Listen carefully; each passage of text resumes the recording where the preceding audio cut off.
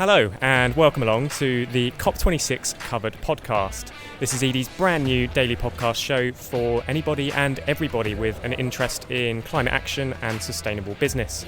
You're listening to the voice here of Edie's content director, Luke Nichols. I'm joined once again by our award-winning editorial team. That is our trusty content editor, Matt Mace. Say hello, Matt. Hello, good morning. I think it's still morning, yep. Yeah, just about morning. Afternoon, probably, for our listeners. And Jeremy Paxman in disguise. That is Sarah George, our senior reporter. Sarah, happy with that introduction?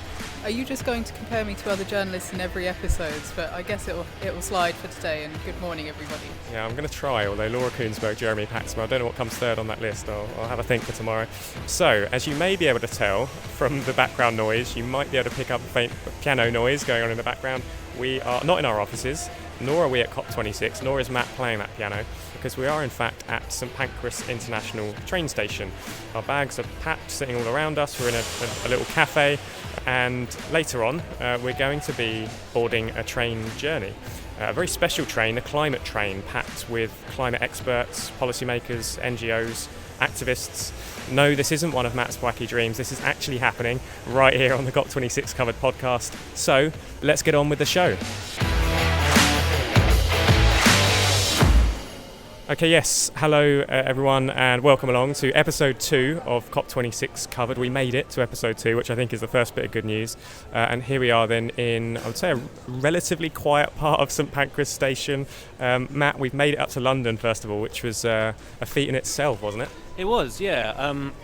I was expecting this day to be quite relaxed and laid back. They're kind of calm before the COP, so to speak. But the train journey, we were both on the same train, was rammed basically. Sounds like a few line diversions, but I've got a bad back at the moment. I was quite hoping to sit down, but I had to stand for more than an hour with pressed up against my luggage with a salmon sandwich in my pocket that I didn't want to eat because I was quite conscious about the fact that it's a salmon sandwich on a packed train. It might stink out the place.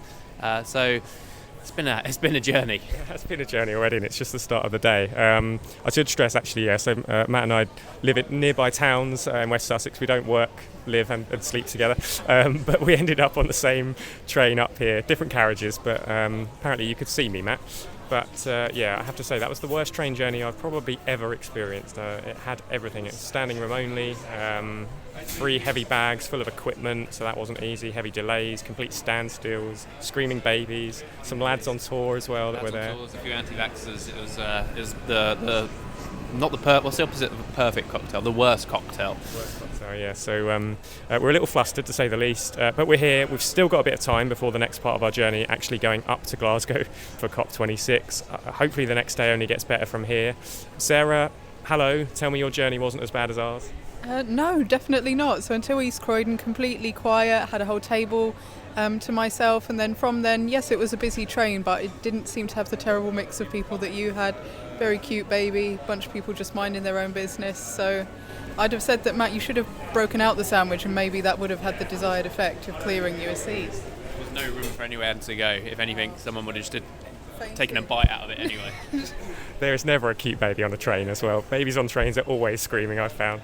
Yeah. So Sarah, talk to us about the next train we're getting on, which will hopefully be better than the one we just had, the climate train.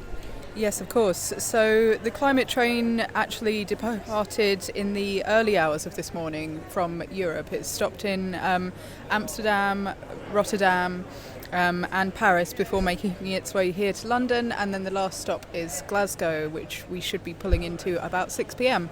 this evening. And this train was announced a few months back as a collaborative effort between rail operators, Youth for Sustainable Transport, and a bunch of other partners as well. So I've got noted down to mention ProRail, Thameslink, Eurostar, Avanti West Coast, Stay Grounded, and many more.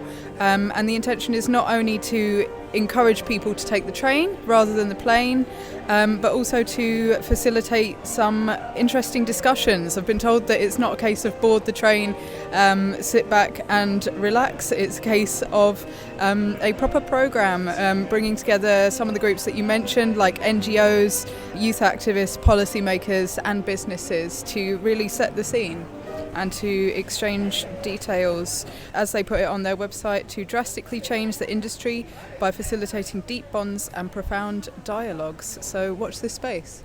Yeah, and I know often in podcast editing we'll sort of put a nice tune behind some of the times when we're speaking, and that wasn't us doing that. We've decided very cleverly to sit right next to that piano in St Pancras Station, and someone decided to start playing.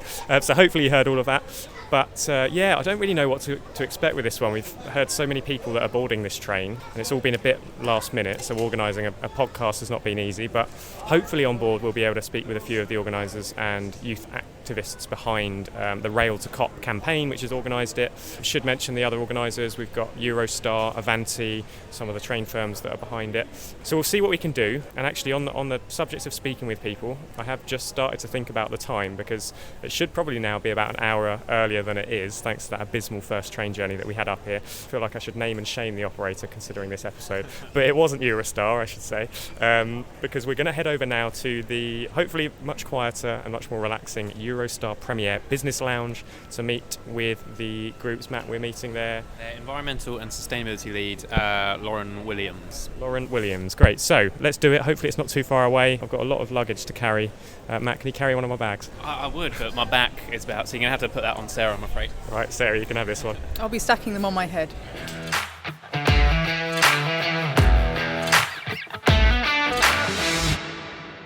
Okay, here we are then in a very plush and relaxing business lounge, which is just what the doctor ordered after that frantic morning that we've had. And I'm pleased to say that we are joined here now by Lauren Williams from Eurostar. Lauren, thanks very much for inviting us, having us on board the climate train later on. We've got a little bit of time here before we head over to Euston and board that train, which gives us a bit of time to ask you a bit about it all and prepare ourselves for the journey ahead. So perhaps you could start by telling us a little bit about how this idea first came about and why Eurostar got on board, pun intended. Yeah, sure. Thanks for having me on the podcast. Great to be here. The idea for the climate train was brought to us earlier this year by Youth for Sustainable Travel, and they campaign to create a more sustainable travel future alongside the Dutch rail operator ProRail. So they came to us with the idea, and then we obviously really wanted to be involved, and it's been great to work with them alongside our rail partners, so of course Avanti West Coast, who are running the train from Euston to Glasgow, as well as all the rail partners involved outside as well. So just to name a few: ProRail, GetLink, Siemens, HS1, SNCF, and SNCB, Infrabel. There's a huge amount of people involved in this, and they've all really come together and been united by this commitment to travel sustainably to COP26, but also really get this discussion going on accelerating the modal shift towards sustainable travel. So, as you say, you're off to Euston later, but I just got in on the train from Amsterdam, which left at 8:45 this morning, has just come into St Pancras, and there was a huge amount of people on board. As I say, there was politicians, there was NGOs, youth activists, and all of the rail partners I mentioned, and it was great to see all of those people alongside each other discussing the same thing. God, yeah, so we've got to, I guess, prepare ourselves then for some questions with potentially with some... Do we know any of the politicians that are on there? Anyone on board in particular? So in particular, like Belgian and Dutch delegations and some people from the European Commission as well. Right, okay, Matt, you best start preparing some questions. Okay, well, my Belgium's a bit scratchy to me. I think what language that is. So. Okay, good stuff. So, yeah, I mean, this train in particular as well, like, how many people are we talking that are boarding the train, first of all? So it was almost 500 in the end, I think, wow. From a real range of countries as well. It's not just people from the Netherlands and Belgium coming across. I spoke to one activist who started her journey off in Poland. So yeah, almost 500, and that's great to see, because had the passengers on board flown between Amsterdam and London, each of their carbon footprints from that one flight would have been the same as making 7 Eurostar journeys. So it's a big difference, and it's great that so many people have chosen that more sustainable option. And that's a good point you mentioned about you kind of communicated the sustainability value there, and as well as making sure the journey itself has minimal environmental impact. There's a lot to be said here about bringing this group of travellers together and kind of creating that knowledge around travel options in relation to a carbon footprint. What are your hopes on the communications piece around this project? Yeah, so on board we had lots of workshops where all those people I mentioned were literally sat with each other, young people people from the European Commission and senior leaders from the rail industry. For example, we were discussing what can we do to make rail an even more attractive option versus air travel, and its ideas around seamless ticketing, making it easier so you can book that real end-to-end journey between different train operators, but before you even get to the station, how you're getting to the station, and linking all of that up to make it much more accessible, really. Fantastic. Well, I look forward to that, and hopefully not so many workshops that our brains are just fried by the time that we get there. You mentioned obviously that we have Youth for Sustainable Transport who do great advocacy work looking at sustainable transport from a systems point of view, and I know, Lauren, that you're going to stay in London and relax for a bit before coming to Glasgow next week for the transport day. So when you head up there, how will Eurostar be joining that advocacy?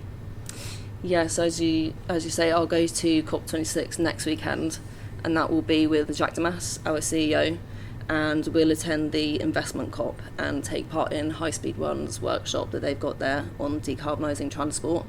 And as a business, we really just want to carry on the conversation that we started on board today and open it up to the COP26 attendees, again asking how do we make rail an even more attractive alternative to air, and fulfil the potential it has to decarbonise the transport sector, because rail is a solution to the climate crisis here and now. It's ready and waiting.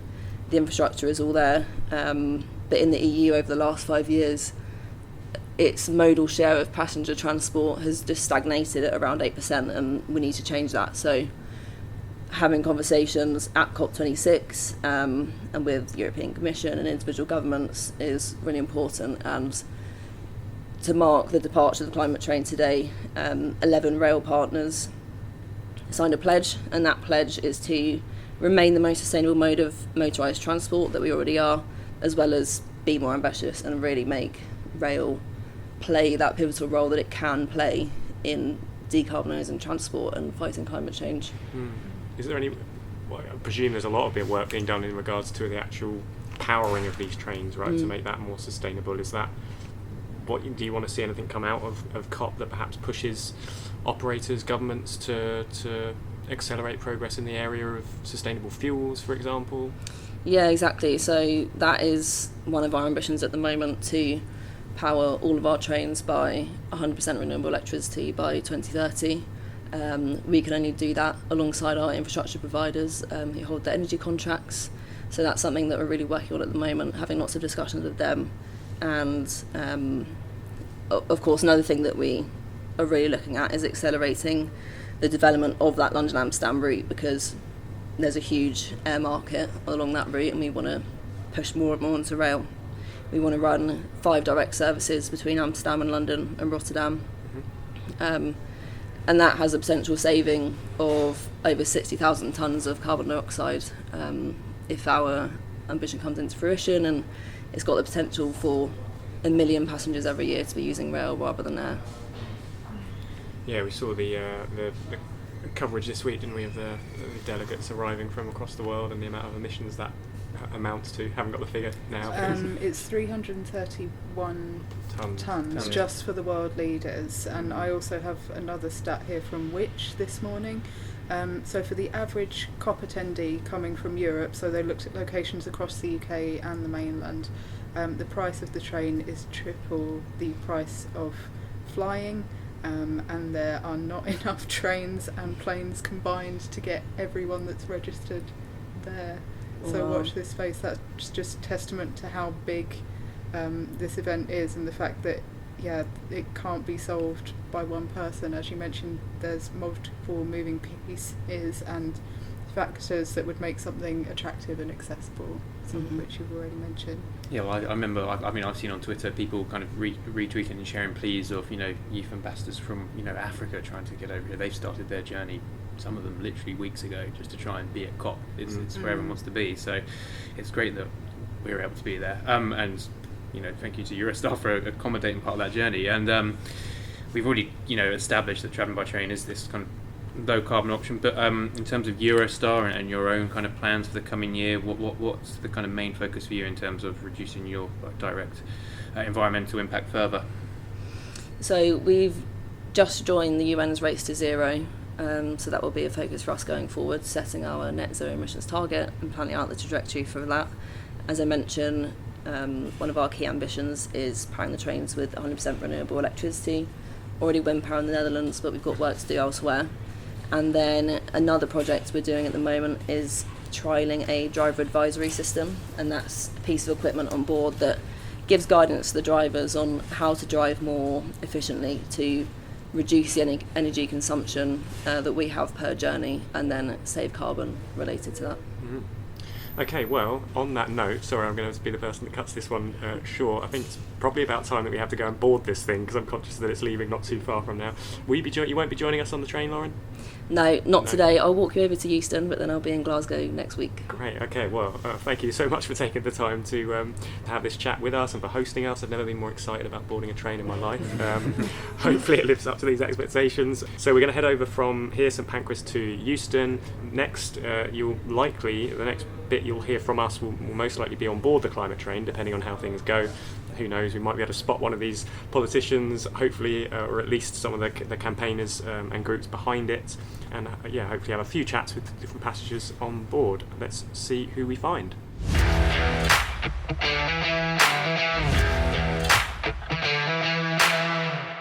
Okay, well, that last segue did make sense, I think, because we are now on the climate train, an amazing looking train from the outside, I must say. We'll be sharing some pictures in our live blog for sure.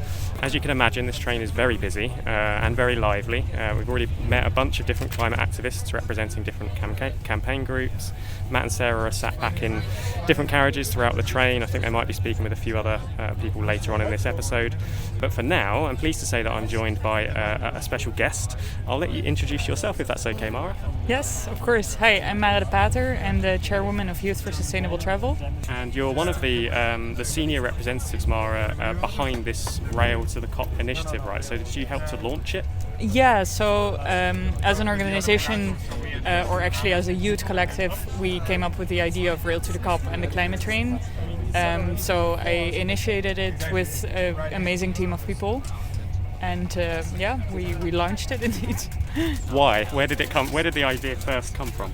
Yeah, so 2 years ago we tried to sail to the climate conference in Chile, and actually halfway across the Atlantic Ocean we heard that the COP that was supposed to happen in Chile was moved to Madrid, and we couldn't make it back in time. And then we started thinking about, how to travel around in Europe, what is a sustainable way to go to the climate conference in Europe. And we then came up with the idea of calling for people to change their flight tickets to train tickets. And then we kind of coined the term Rail to the COP, and it started to develop into this idea to charter an entire train to get to Glasgow. So that's what we did. And it's worked very successfully, I must say. I mean, every carriage is completely packed. So you think you've kind of diverted a lot of people from otherwise flying to COP through this initiative? To be honest, I'm not sure about that. I think we're also taking a lot of additional people to COP, and I believe that most youth activists that are on the train wouldn't fly otherwise. Right, yeah. So they would have taken the train, but I think it is definitely an added value that they get to meet each other on this train and also get to meet delegates and NGO representatives and other experts. And in terms of the kind of awareness that you're looking to raise through the initiative, obviously this organisation has gained a lot of support from Europe already in this initiative.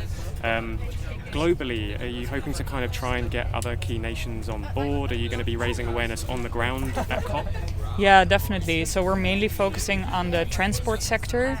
And what we're seeing right now is that the transport sector is really lagging behind on climate ambition and climate the implementation of climate reduction goals. So what we're hoping to do is a few changes that will definitely make travel more sustainable. And we're mainly focusing on aviation because that's the biggest emitter, I would say, in the travel sector. It's currently exempted from the Paris Agreement, and I don't think that's right for such a polluting industry. So we're hoping that they will be included in the Paris Agreement and that they're also not exempted anymore from other things like kerosene tax or ticket tax. So talk us through what you're actually going to be doing when you're on the ground in COP26. What are your plans when we arrive, and are you planning to be there for the 2 weeks? Are you stationed anywhere in particular? Yeah, so it depends a little bit on whom from our organization. I will be staying 2 weeks and a few others also 2 weeks, but we are a volunteer youth group, so some of us just have to go back to university or to work. So not all of us are staying for 2 weeks. And the activities that we'll be doing, it's always a bit abstract. Like you're walking around, talking to a lot of people, attending events, asking questions, maybe giving presentations, sitting on panels, giving workshops. So we'll be doing a lot of different activities, and it's all centered around this topic of sustainable travel. Have you been to a COP before this one? Well, I've tried to get to the COP in Chile, but that got moved, so no, I haven't. No, neither have I. I was only asking because I was going to ask for advice, because I've not personally been to a COP either, and it's sounding like it's going to be a really, really crazy few days. But so I guess just to round off, what then would make a good COP26 for you? What are the things that you're looking for that will really make this a successful 2-week summit? Yeah, so I think besides the outcomes that I already mentioned, like include aviation in the Paris Agreement, I think it is most important that all the different parties, all the different countries now really commit to this 1.5 degree goal, because they have been handing in national plans, and some scientists have been adding up all these plans, and it seems that we're going towards a warming of 2.7 degrees if these plans will be implemented. That's way too much. So hopefully this is a wake-up call to those countries, and they will commit to 1.5 degree after this COP. Well, it's efforts like this, I think, that go a long way to influencing at the top level when you think about the amount of people on this train that are going to be getting off and protesting. So, Mara, I know you're a very busy lady. You've got various meetings coming up, so I'll let you go. And who knows, we might see each other at COP or around COP over the next couple of weeks. Thank you. So, as I mentioned, this train is packed with various climate activists and campaign groups. And on that note, I've just received a message in the team WhatsApp group, because I believe Matt is currently sat with a few passengers himself. Is that right, Matt? Yes, Luke, yeah, I'm a bit further down from you on this train, and you've caught me midway through something called a climate fresque. I'm sitting next to a lady called Melissa, who's come all the way from Paris, I believe, this morning on the climate train, and we are climate fresking is the term. It's kind of like a card game in the sense, and you go on a bit of a journey understanding the impacts that kind of humanity is having on the land and the climate crisis. But it's probably best if climate fresque as a concept comes from Melissa herself. So Melissa, thank you for letting me sit next to you on this incredibly packed train. Climate fresque, what is it? What's the reason behind it? So thank you. So the principle of the climate fresque is we will play with 42 cards, and to understand the cause and the consequences of human activities in the climate. So we'll organize the game with 5 sets of cards, and the players will try to connect the cards from causes to consequences. And we'll, in the first step, speaking about the cards and the learning things. All the topics are based on the IPCC report. And then we'll speak a bit about the emotion, because they can be a bit sad when they understood everything. And then we'll make a little part to find some solution, and we can adapt this part with the publics we have. This climate phrase was created by Cédric Ringerbeck. It's a French teacher, and at the beginning he wants to make the students understood the crisis that arrived. So he decided to cut the IPCC report and to give the different graphics to the students. And he said that it was really great, and everyone passed a good moment, because they speak a lot and they try to understand, but by themselves, so they really learn the principle. And he decided to create bigger things, and to create the association of climate fresque, but it's a French concept, and actually we have more than 200,000 people that have made a fresque, but it's mostly French people. So we came to the COP to make it spread in every country.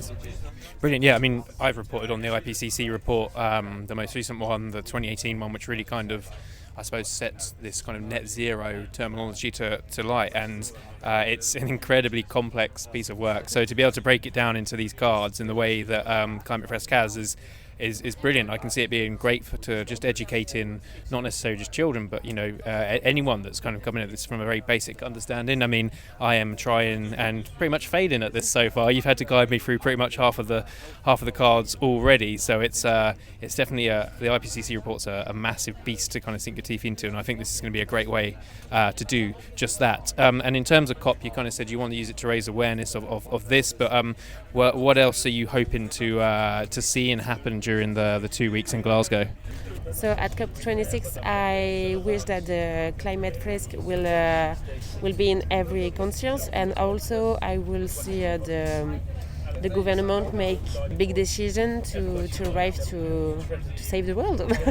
No, I mean that's what COP26 is about. It is trying to build this blueprint to, like you said, save the world. So I think that's very succinct. I think we've still got about 2 hours to go to get to Glasgow, but judging by how bad I am at Climate Fresk, it might take us the 2 hours to finish. So I'm going to pass back over to Luke now. But Melissa, thank you for being a guest on this podcast and for introducing me to Climate Fresk. So we're going to carry on Climate Fresking now. Well, you're actually handing back over not just to me, Matt, but yourself as well, and Sarah back here too, because we're reunited. We've made it. We're at Glasgow Central Station, and what a journey that was. It certainly lived up to expectations. Fascinating, I think, to be sharing a train journey with so many people that had shared interests, shared passions. I should say you can possibly hear the bagpipes in the background now. That's because we've just got off the train. Probably hundreds, I would say, of protesters here. There's a real buzz already about the place. COP hasn't even kicked off yet. We could have had tons more conversations as well on that podcast episode, I think, but I want to keep us to our promise of 30-minute episodes, and we'll have a lot more to bring you tomorrow, I'm sure. Matt, did you finish your game of Frisk, first of all? I did, yeah. It did take a lot longer. I didn't realise once you've actually gone through every part of the IPCC report, you then have to come up with your solutions to it, which is I was better than that as I was at the actual unmapping stuff. I was embarrassingly bad at that, considering my role as a journalist. Yeah, a little insight, I guess, into the task ahead for these guys that are actually not playing games, but actually doing it in real life. Sarah, your highlight of the journey, I saw you taking a lot of photos of the Lake District as we went past that. Yeah, this is a very self-indulgent point, but I feel like the scenery on the way up here really does set the tone. So there's masses of onshore wind farms, beautiful nature, lochs, bends, glens, forests, you name it. And this is what we're obviously here to think about and to protect, not just at home, but internationally. But as you say, being in the same space with so many people with a shared interest that are also passionate, there's nothing like it. Exactly, yeah. And I mean, we're going to have to bring this episode to an abrupt close. I could talk a lot more about what we're seeing and experiencing now, but we're going to save a lot of that for tomorrow. We've got to head over to our Airbnb, first of all. I'm very much praying that lives up to expectations as well, and we haven't been fooled by the photos. Sarah, before we go, you've got that very important task of reminding us of our listener quiz question that we ran in our first episode. So a reminder, we're asking our listeners a single question for every episode of this podcast, and at the end of the series, the listener who sends us the most answers will receive a mystery prize, which you may or may not be able to drink. It has to be correct answers, though. If you just send me in 99 or 69 for everyone, you're not going to be the winner, I'm sorry. Unless they happen to be the answer. But yes, certainly not going to be the answer to that first question. I should note, Sarah, on the bit of good news, we have had a couple of people already respond to the first one, so we're not falling on dead ears. I'm not speaking to the void.